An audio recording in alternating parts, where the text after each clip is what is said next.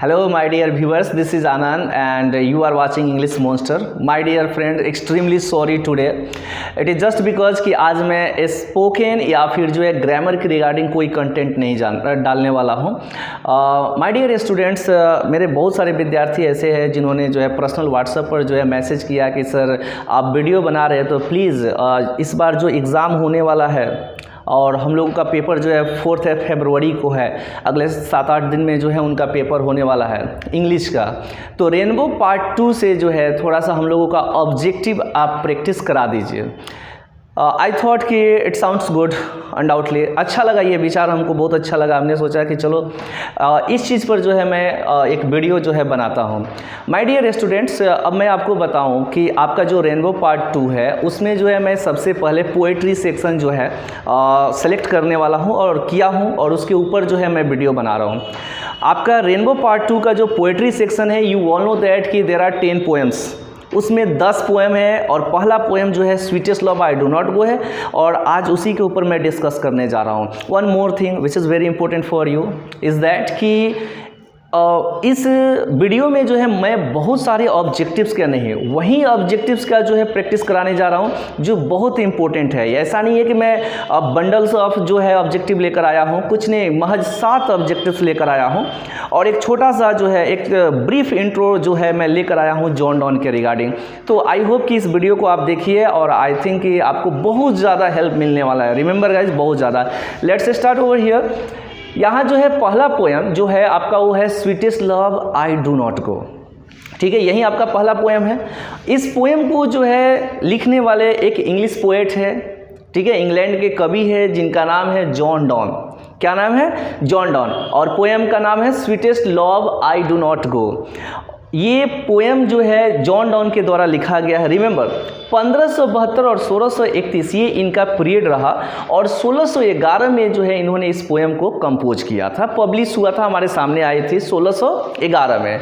दूसरा सबसे important points याद रखिएगा जो आपके ऑब्जेक्टिव में बहुत बार अब तक जो है ये टच कर चुका है कि जॉन डॉन को जो है मेटाफिजिकल पोएट बोला जाता है. कौन सा पोएट बोला जाता है? मेटाफिजिकल पोएट बोला जाता है. और रिमेंबर दैट कि मैं आपको बता दूं कि मेटाफिजिकल पोएट इनको जॉन डॉन को किसने बोला था, तो उस पोएट का नाम है जॉन ड्राइडेन. क्या नाम है? John Dryden. इनका एक फेमस बुक जो है पढ़ने को आपको मिलेगा, मैक फ्लैकनो. ठीक है, तो जॉन ड्राइडेन जो है जॉन डॉन को मेटाफिजिकल पोएट बोले हैं. और ये चीज़ आपको याद रखना है कि मेटाफिजिकल पोएट सिर्फ और सिर्फ आपके जो 10 पोएम है ना उसमें सिर्फ जॉन डॉन को बोला गया है. किसी भी पोएट को ये जो है टाइटल नहीं दिया गया है. मेटाफिजिकल, ये पायोनियर थे, अग्रदूत थे मेटाफिजिकल पोएट्री के. Is it clear? दूसरा चीज़ है कि ये रोमन कैथोलिक फैमिली से बिलोंग करते थे. कौन से फैमिली से बिलोंग करते थे? रोमन कैथोलिक फैमिली से. और इसके लिए इनको एक भारी कीमत चुकाना पड़ा कि इस रोमन कैथोलिक फैमिली से बिलोंग होने की वजह से इनको ऑक्सफोर्ड यूनिवर्सिटी से, कौन से यूनिवर्सिटी?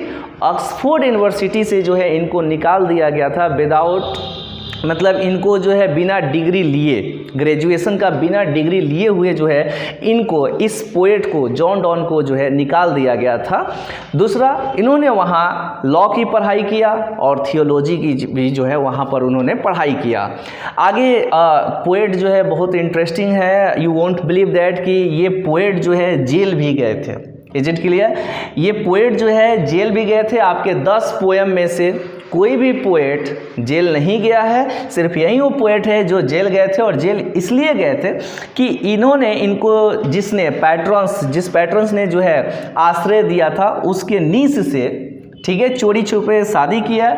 और जिस लड़की से इन्होंने शादी किया 1601 में जो है इन्होंने शादी किया, बट बहुत कम समय, मतलब मैरिड लाइफ जो है बहुत कम समय का रहा और 1617 में जो है वो इस दुनिया को छोड़कर चली गई.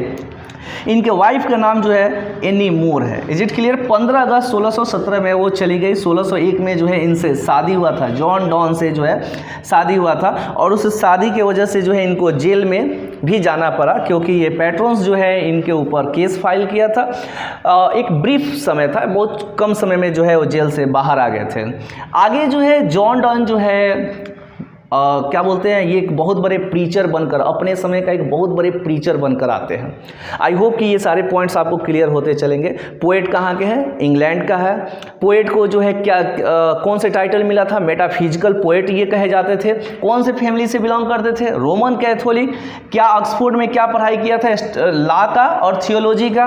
कौन सी यूनिवर्सिटी से इनको निकाल दिया गया था? ऑक्सफोर्ड।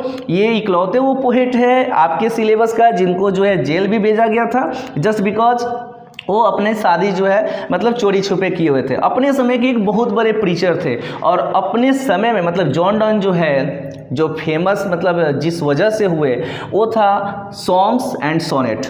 ठीक है, ये जो है फेमस किस लिए थे? तो सॉन्ग्स और सोनेट्स लिखने के लिए, इलेजी और सरमन्स उपदेश भी देने के लिए। As I told you that कि ये बहुत बड़े प्रीचर भी बाद में बने। तो यहाँ पर एक वर्ड है सोनेट्स। आई होप कि आप लोग सोनेट्स जो है आपका एक पोएम है जिसको रूपर्ट ब्रूक ने लिखा था है द सोल्जर। ओके, सोनेट्स क्या होते हैं? तो अब पोएम इससे भी रिलेटेड कभी कभी क्वेश्चन पूछ सकता है। थोड़ा सा मैं बता दूं आपको सोनेट्स के रिगार्डिंग।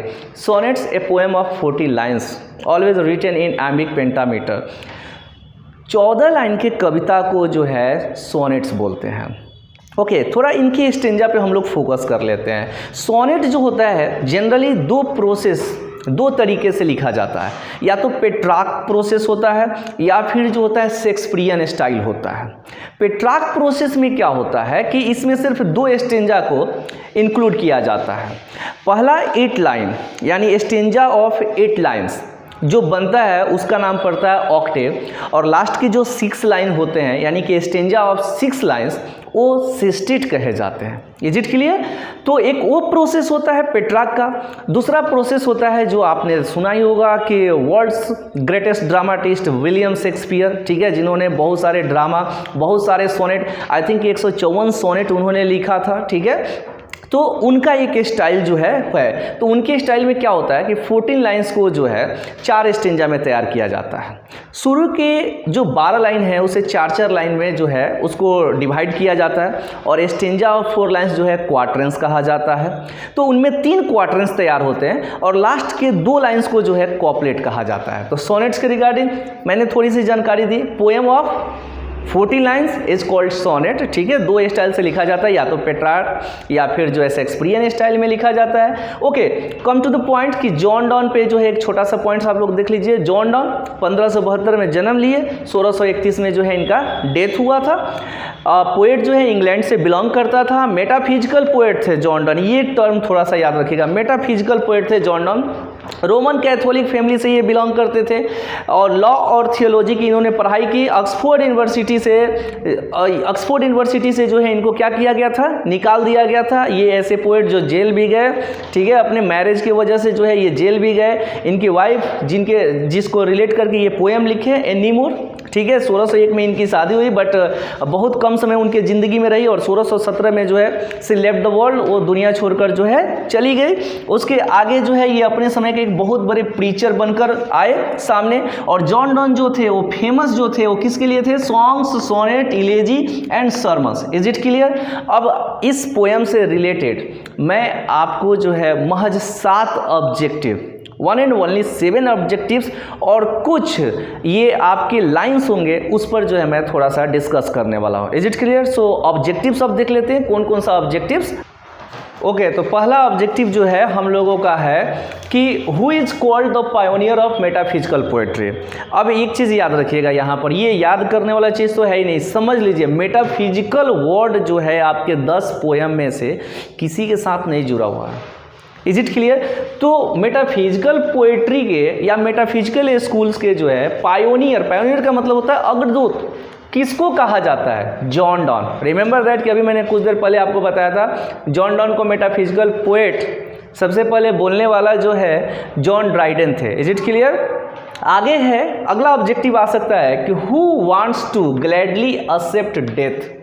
ठीक है, डेथ को जो है खुशी पूर्वक कौन एक्सेप्ट करना चाहता है। पूरा पोएम में आपने जो है पढ़ा होगा, दो ही कैरेक्टर है, जॉन डॉन है, ठीक है, और उनकी वाइफ है। तो ये जो है डेथ के रिगार्डिंग ये सब कोई जानता है कि एक यूनिवर्सल ट्रूथ जो है कंसेप्ट है कि डेथ कीप्स नो कैलेंडर, मृत्यु को कोई तारीख होती नहीं है। लेकिन ये जो है बोल रहे कि मैं डेथ को एक्सेप्ट तो करना चाहता हूँ बट ग्लैडली। तो ये कौन थे? जॉन डॉन है। Is it clear? John Donne जो है मृत्यु को जो है एक्सेप्ट करना चाहते हैं but not painful. Is it clear? Next है sweetest love I do not go ease, यहाँ पर भरने को देगा। मैंने यहाँ पर कोई और ऑप्शन इसलिए नहीं लगाया ना कि बहुत ज़्यादा हौज पौज हो जाता। रिमेंबर, चार चार ऑप्शन देकर अननेसेसरी उस पर डिस्कस करना बेकार है। आपका जो टॉपिक है उस पर फोकस करिए आप लोग। तो थर्ड नंबर जो है वो क्या है आपका? Sweetest love I do not go ease. अब sweetest love I do not go किस तरह का पोयम है? ऑप्शन होगा या तो ये लव सॉन्ग या तो लिरिक। Is it clear? यहाँ पर सॉन्ग और लिरिक के रिगार्डिंग देखिएगा, बट पोएम जो है लव बेस्ड पोएम है। तो यहाँ पर जो है इस पोएम में जो है आपने देखा कि पोएट जो है the fine art of love के बारे में जो है उसने डिस्कस किया है। तो sweetest love I do not go is इधर ए लव सॉन्ग, और या फिर इसके साथ ये जो है अगला वर्ड क्या आ सकता है? लिरिक आ सकता है। लव जो है लव पोएम है। रिमेंबर, आगे John Donne was going to, John Donne आपने देखा कि 1611 ईस्वी में जो है वो अपने कॉन्टिनेंटल ट्रिप पर जा रहे थे। पोएम का बिगिनिंग कैसे होता है? जब पोएट की जो है वाइफ एनी मोर उसके सामने रहती है और उसको जो है वो रीज़न बता रहा है कि वाई ही इज़ गोइंग, क्यों जा रहा है। तो जॉन डॉन वाज गोइंग, जा कहाँ रहा था, कौन से देश जा रहा था? तो जर्मनी। कौन से देश? जॉन डॉन कौन से देश जा रहा था? जर्मनी। आगे ये फिर जो है आपको कहीं नहीं मिलने वाला है ये वर्ड। जर्मनी वर्ड जो है याद रखिएगा किससे जुड़ा हुआ है? जॉन डॉन से जुड़ा हुआ है। According to the poet, poet के अनुसार डैश इज शॉर्टेन, यहाँ भरने को देगा। तो शॉर्टेन वर्ड जो है ना समहाउ कहीं ना कहीं जो है डेथ से ही रिलेट करता है। अगर कुछ निश्चित है तो वो मृत्यु है। Is it clear? According to the poet, यहाँ पर अगर भरने को दे दे बहुत सारा ऑप्शन दे देगा, ठीक है, लव दे दिया आपका, ठीक है, टाइम दे दिया, या कोई भी चार ऑप्शन देगा, उसमें एक ऑप्शन डैम श्योर है कि डेथ होगा। तो सिर्फ इस पर फोकस कीजिए। Shorten stands for death, death stands for shorten. तो डेथ जो है क्या है? शॉर्टेन है। नेक्स्ट ऑब्जेक्टिव है हम लोग का कि according to the poet man's power is, ठीक है, ये आप लोग जो है जब आप पोएम्स पढ़े होंगे तो थर्ड स्टेंजा पे आपने मार्क किया होगा कि पहला लाइन, थर्ड स्टेंजा का जो पहला लाइन्स है वो है कि वो how feeble is man's power. ठीक है, तो ये पोएट जो है क्या बोला है? मैंस पावर जो है बहुत कमज़ोर है। Feeble stands for very weak.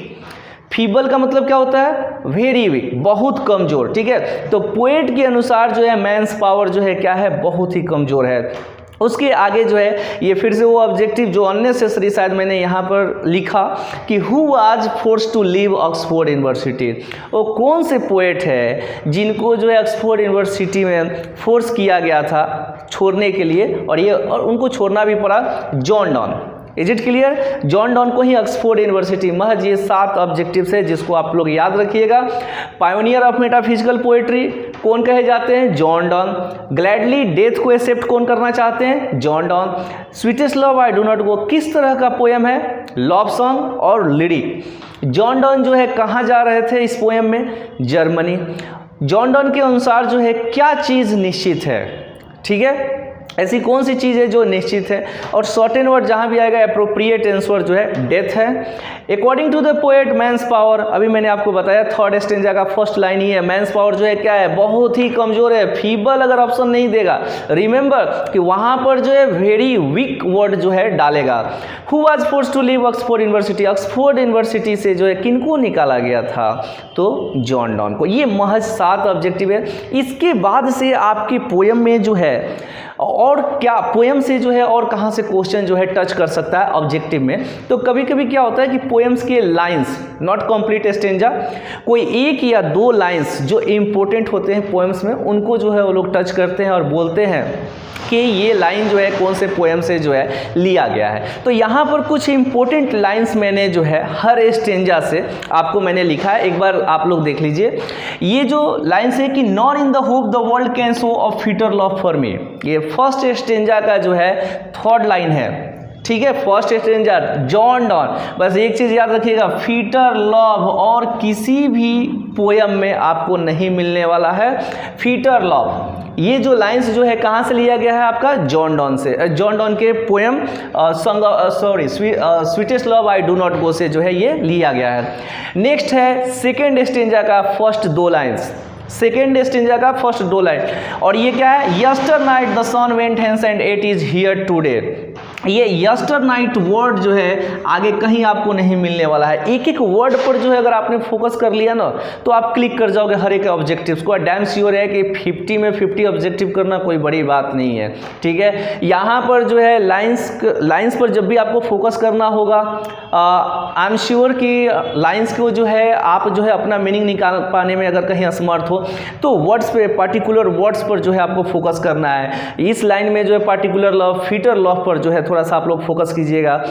ये जो है आपके सेकेंड स्टेंजा है जिसमें yesternight the sun went hence and it is here today, ठीक है। इसमें जो है यस्टर नाइट जो है वर्ड से रिलेट कीजिएगा कि ये sweetest love I do not go का जो है ये आपका वर्ड्स है। आगे है थर्ड स्टेंजा का first line, oh how feeble is man's power. अभी मैंने ऑब्जेक्टिव में यहाँ पर दिया था आपको, man's power is very feeble. तो ये जो है आपका थर्ड स्टेंजा का फर्स्ट लाइन है जो sweetest love I do not go का है। फीबल वर्ड याद रखिएगा, फीबल वर्ड, फीबल का मतलब होता है बहुत ही कमजोर। और ये लास्ट स्टेंजा का जो है फर्स्ट दो लाइंस मैंने लिखा है, लास्ट स्टेंजा का फर्स्ट दो line, let not thy divining heart forethink me any ill, ठीक है। जो अपने वाइफ को जो है लास्ट स्टेंजा में उन्होंने बहुत खूबसूरत मैसेज, साथ ही साथ जो है ग्लोबली एक मैसेज दिया है कि एक दूसरे पर विश्वास रखना चाहिए, किसी के बारे में पहले ही जो है कुछ गलत ना सोचना चाहिए।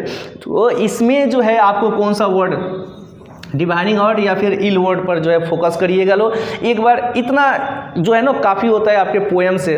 तो ये आपका एक कंप्लीट जो है पहला पोएम हुआ, sweetest love I do not गो। थोड़ा सा फोकस करना है, sweetest love I do not गो किसके द्वारा लिखा गया है, जॉन डॉन के द्वारा। मेटाफिजिकल पोएट किसको बोला जाता है, जॉन डॉन को बोला जाता है। पायोनियर ऑफ मेटाफिजिकल पोएट आ जाए वही है। किसने कहा इन केस अगर ये पूछ दे तो इन्हीं के नाम से मिलता हुआ वो वर्ड याद रखिएगा, जॉन ड्राइडेन ने इनको बोला था। Is it clear. उसके बाद से पोएम में ये पूछ सकता है कि इनकी जो है वाइफ का नाम क्या था, ठीक है। तो एनीमोर इनके वाइफ का नाम था। ऐसा कौन सा पोएट है जिसको जेल भेजा गया है, ठीक है, मैरिज की वजह से, जॉन डॉन ही है। इनसे इंपॉर्टेंट और क्वेश्चन क्या हो सकता है कि ऑक्सफोर्ड यूनिवर्सिटी से कौन से पोएट्स को 4 ऑप्शन देकर जो है बोल सकता है, ऑक्सफोर्ड यूनिवर्सिटी से किसको निकाला गया था, ठीक है। तो ऑक्सफोर्ड यूनिवर्सिटी से जो है जॉन डॉन को निकाला गया था। किस लिए जॉन डॉन फेमस है पोएट्री की दुनिया में, जो किस लिए फेमस थे, तो सॉन्ग एंड सोनेट्स, ये जो है आप लोग याद रखिएगा, सॉन्ग एंड सोनेट्स, सर्मन्स, इलेजी, ठीक है। और सोनेट्स के रिगार्डिंग भी मैंने बता दिया था कि सोनेट का मतलब क्या होता है, ए पोएम ऑफ 40 लाइन्स। इससे अगर क्वेश्चन पूछेगा तो ऑक्टेव के रिगार्डिंग पूछ लेगा, ए स्टेंजा ऑफ 8 लाइन। और 6 लाइन्स के स्टेंजा को क्या बोलेंगे, सेस्टेट बोलेंगे। 4 लाइन के स्टेंजा को क्या बोलेंगे, क्वाट्रेंस बोलेंगे। और 2 लाइन के स्टेंजा को क्या बोलेंगे, कॉपलेट बोलेंगे। Is it clear. उम्मीद करते हैं कि ये जो है आप प्रैक्टिस करिए, बार बार सुनिए, अनडाउटली जो है आपको बहुत ज़्यादा हेल्प मिलेगा। मतलब बहुत सारे ऑब्जेक्टिव में अगर if you want to know how to swim, so generally I don't think so that you people should dive in the ocean. समुद्र में एक ही बार जो है ना बहुत सारा ऑब्जेक्टिव लेकर बैठने की कोई ज़रूरत नहीं है। मोस्ट इंपॉर्टेंट ऑब्जेक्टिव्स जो है मैंने आपसे जो है डिस्कस किया है। उम्मीद करते हैं कि आपको बहुत ज़्यादा हेल्प मिलेगा। और अगला पोएम जो है सॉन्ग ऑफ माई सेल्फ बहुत जल्द आपके पास आने वाला है। Alright guys, bye.